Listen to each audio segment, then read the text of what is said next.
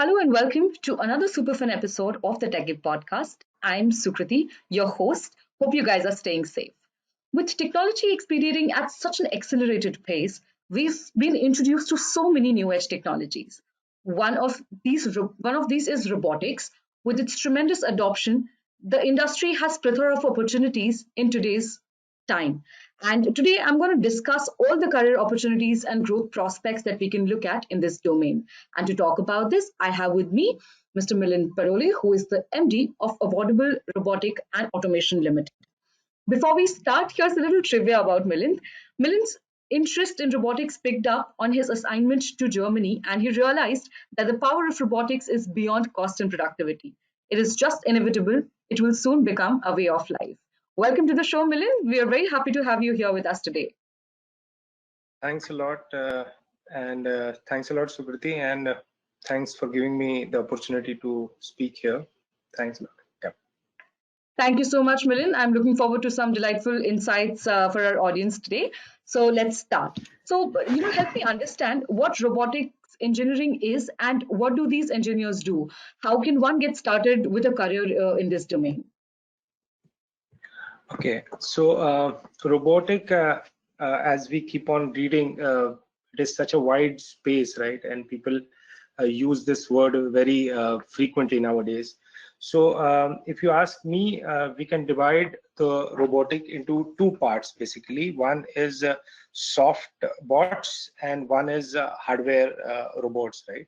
So first, let us start with software bots. So software bots are basically robotic process automation and stuff like that, which include conversational bots, then text to speech, speech to text, and ambient intelligence. So more or less, these are kind of soft bots. Okay, so which people say, these are also bots. So these are soft bots. And then there are some hardware bots, like which are the real bots, which we say. These are industrial robots, right? So these are basically used for industry or many application for B2C also, like you have seen, like mopping and all. So industrial bots are basically again further divided into 3-4 categories, which are like articulated robots, which are SCARA robots, which are mobile robots, and Delta robots. Okay, so these are broad classification between soft bots and actual hardware bots. So this is the primary classification. I hope I'm clear with that. Absolutely. Also, Milind, how can one get started with the career options here in this domain? Okay. So industrial bots, I will talk because we have been in industrial robots. So industrial bots or industrial robots can further be divided into again the software or programming and the hardware manufacturing of it. Okay, so career wise, if you see, industrial robots will have a lot of ecosystem, right? So the software bot, the software part in this industrial robots, one can have easier career solutions as robotic process engineers, by studying the process and doing process engineering. Process engineering will have various kind of engineers, like industrial engineers or method and time study engineers, which are basically industrial engineers can do career in robotic process part of it. Industrial engineering and other engineers can also, or even other graduation guys can also do robotic simulation or offline programming, where we have to simulate the whole robotic environment, which is called digital twin. So once you design any factory or you make any factory, you have to make a digital twin. You have to first check in the software whether it works as you have designed. So that is called robotic simulation. So this career can be taken by anyone, any engineer, any field of engineer, or even non-engineers can take this field. Then there is something called robot teaching, right? So where the robots are taught. So either it has to be taught physically or in the you can sit in office and teach. So this career also can be taken by any engineering guys or non-engineering guys. So these are the three basically soft skills which can be taken by any engineering or specifically industrial engineers or non-engineers also. Then there are certain fields in this uh, which has to be taken by various engineering fields, like servo motors. In this, the servo motor plays a very important role in robo. So servo motor, there is a lot of scope in India at the moment. Everything is imported. So making servo motors, or uh, controlling a servo motor can be done by electronic engineers or electrical engineers, and there's a lot of scope here in this. Then all the robos work on chips, right? So embedded technology is very much needed. All the chips are being imported now, so a lot of embedded engineers can take up this career. Then there are sensors, which the robo works on sensors and servo motors. So sensors again are completely imported from Japan or Germany. So a lot of electronic engineer and mechanical engineer can take up this field, and there's a lot of scope here in India. So the whole ecosystem of robo is being made right in India, and there are various fields, as I've said, various engineering people can take. And then finally, there is a mechanical design of robos, right? So robo has to be physically made. The gearbox,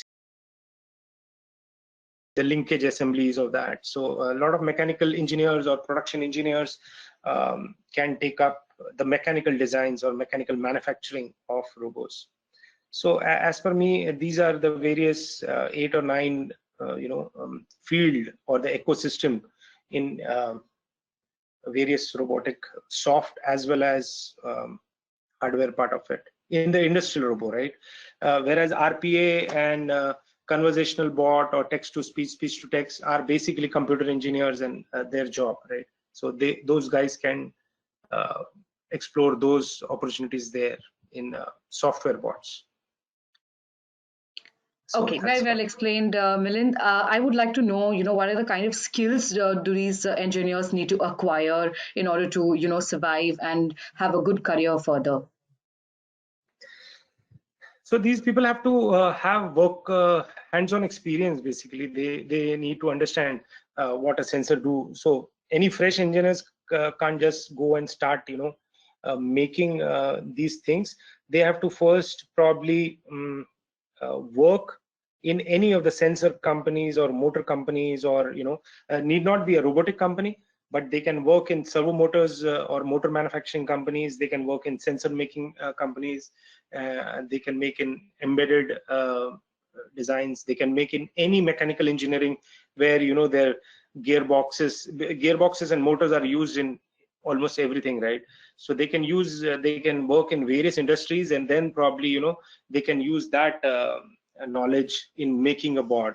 So bot is nothing but a machine, right? Various gearboxes and various motors and various sensor work together.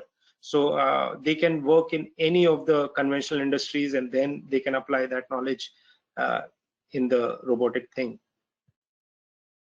All right. So, Milind, we know the concept and everything. Now, tell me what is the importance of extracurricular fiddling here? Extracurricular in what sense, Smriti? So, when we talk about the entire robotic industry, there must be certain aspects that comprises of the extracurricular fiddling. So, we just need to understand that part. Extracurricular, of course, you can uh, start with coding in the early ages, or so then you understand like how embedded technology works, right? You can start making some small machines, like if you go to any science fest, done by class 8 or 9. So these kids are making beautiful machines. Those machines are very small, but then these are automated machines, like right from garbage decomposer to so many things, right? So these are the extracurricular, I will say, if you do in your early ages, like to make certain machines, small machines, be it a very small machine, or do some coding. So those kind of extracurricular, I will say. yeah, will definitely help. Thank you so much, Milind. I think these were some super interesting insights which you've shared with us. And, thank you for entertaining our audience and delighting us with so many facts and options that are available in the industry. Yeah, thanks a lot, Sukriti, and thanks a lot for giving me this opportunity. And let's hope and make the robotic ecosystem faster in India. Absolutely, Milind, and I'm sure your guidance here would play an important role. Audience, thank you so much for listening to us. Hope this conversation will help you cover better career in the robotics industry. It's time to sign off. Stay tuned to TechGig for more such tech podcasts. Thank you.